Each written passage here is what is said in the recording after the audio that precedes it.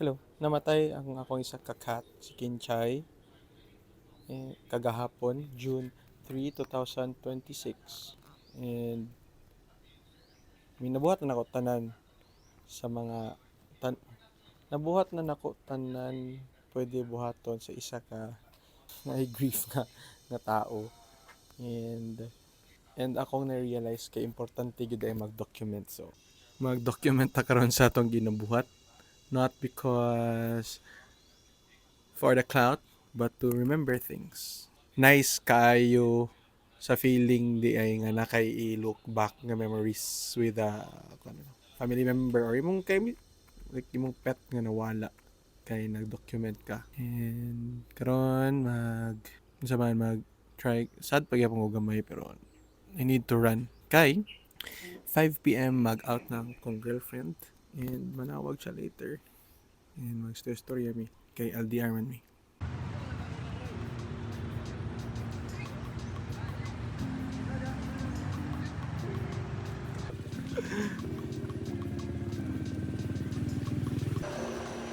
To 2 kilometers ra ang gikaya sa akong heart.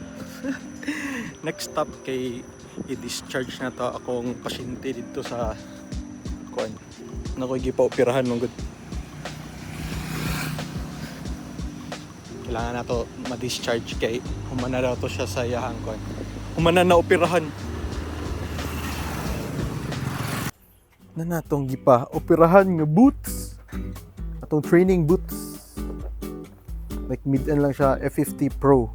Ang high-end man nata kay F50 Elite. Pinakadako nga indicator sa mid-end and high-end kay ang heels tingali. Muna ang Pro, muna ang Elite, mid-end, high-end. Kani Preds. F50s. Kani muning kuan ipaayo na to ni kay mahal na ang panahon. Muna lang ni nabilin ang kuya si Bingkoy. Na, hello Bingkoy. Ito camera. Ito camera. Ayon na pang-adapt og bagong ring. Gi-adapt ito ni mo si Kinchay nga kamatyon nun niya. Niabot pa yun og 10 months ato ah.